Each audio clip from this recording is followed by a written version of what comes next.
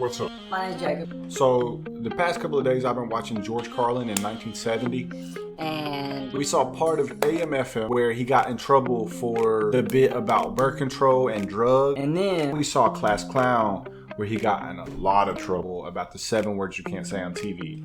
Today is a little bit more lighthearted, and the rest of the 70s is a little bit cooler. after 7 words you can't say on TV, George kind of chilled out for a little bit. Releasing Occupation Foole in 1973, and he was very much back in his George Carlin laid back, talking about things that he was observing kind of situation.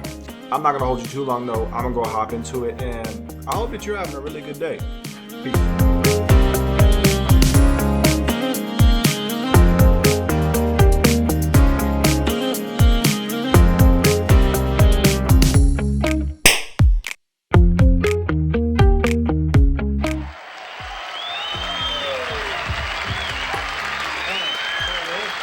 Hold up.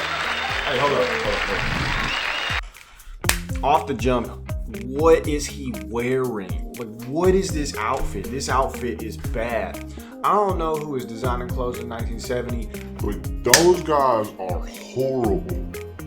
Jean jackets were never good. Those glasses suck. And corduroy pants are crazy. Thank you. That goes a long way toward getting rid of nervousness, you know? Like That's the this first thing you have to sleek do. silver microphone he's got. Get rid of that nervousness, you know? This can make you nervous, man, standing up in front of people talking, you know. You've had to do it, man.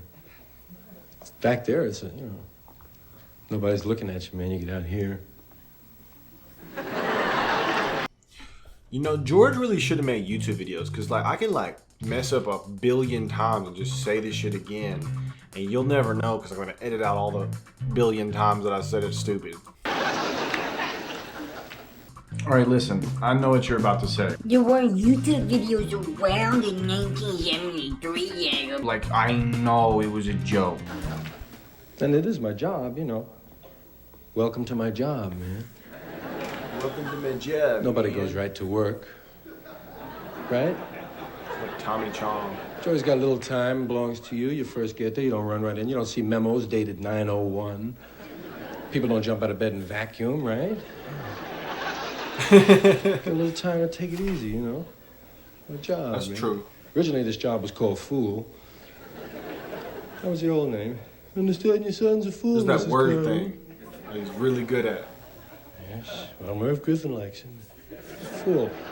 I'll start putting that on the forms. Occupation, fool. Those are the days they were using the real thing, though. They really had guys that, I guess one night the dancers were late or something. Bring the fool up. Hey, he's good. I mean, before you have fools, you still had, like, court jesters. Like, comedians have existed forever. Like, the funny dude has always had a place in society forever. Often people want to know how you start this job, you know, how you get started. And did you always want to be a comedian? Not in the womb, but right after that, yes. On the street, besides class clowning, which was easy, because that's where they're not allowed to laugh. Suppressed laughter is the easiest to get. The street corner was fun. Slip fights. We had slip fights. Other people call them chop fights, I found out. But it was just guys, when they're 14 and 15, hanging out on the corner or on the stoops or something. When guys are together, always putting each other down. It's a big insult fight all the time. Slip fight. Hey, sound you good. Nice. Jones it. Good That's sound. what we call it. Deep Jones. sound, man. Slip fights. And a lot of places you couldn't talk about certain things. Hey, no mothers, man. Hey, no mothers, right? Come on, man. We had some mothers right away, man. That was really... Facts. Hey, yeah. how you doing, man? What's up? No, you know, what did you do last night? I was out with your mother, man.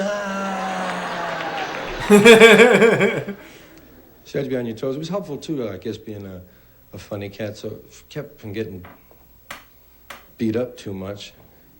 I mean, if a cat from another neighborhood. See, we were into gang busting at that time.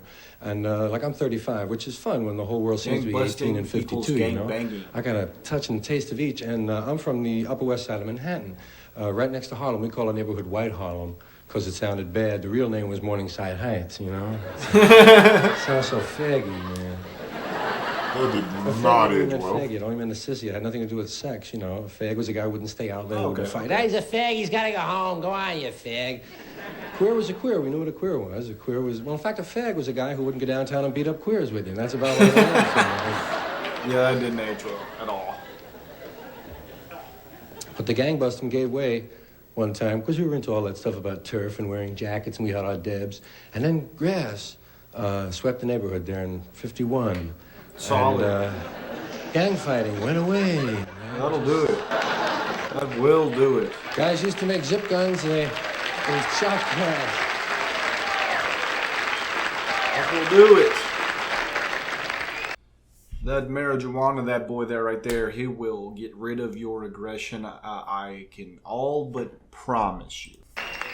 Gotta get on that. Always, elevators are interesting. I always like to violate elevator etiquette when I can. Usually if you're alone in an elevator and you're fairly assertive, you kind of get to the back. Unless you're leaner and they got a rail, you know, you might do that. But you're alone. If another person comes in, gotta split the territory with them. Third person comes in, and you gotta, if a fat lady with a kid comes on, you really have to work it out, right? Love to just come on and walk right in, not turn around. Hi, I'm going to 14. Always somebody stopping at 8, man, when you're in a hurry. Did you do the noise with the elevator? Watch those numerals. The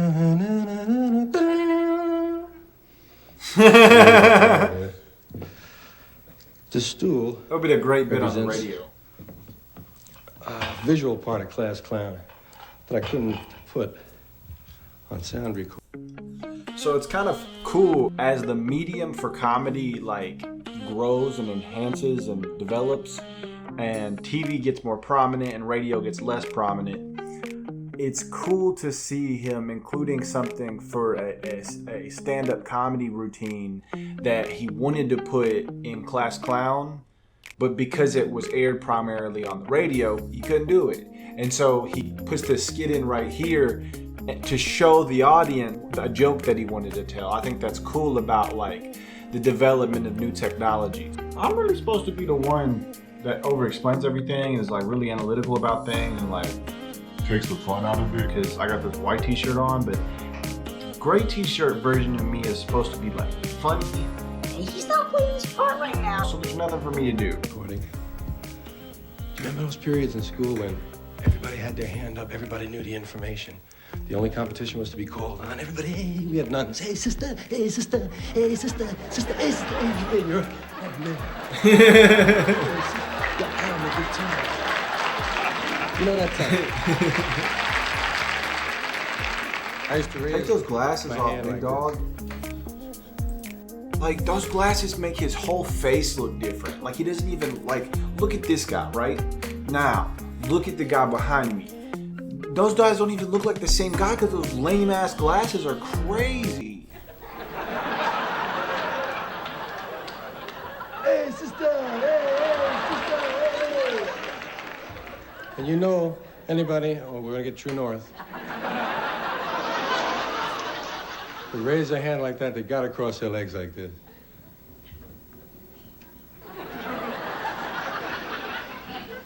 That's crazy. These first few albums. All right, since Gray T-Shirt Me wants to be all analytical and take my job, I'm here to be the comedian today. So if you don't like the video, when you go to work tomorrow, I hope you shit your pants.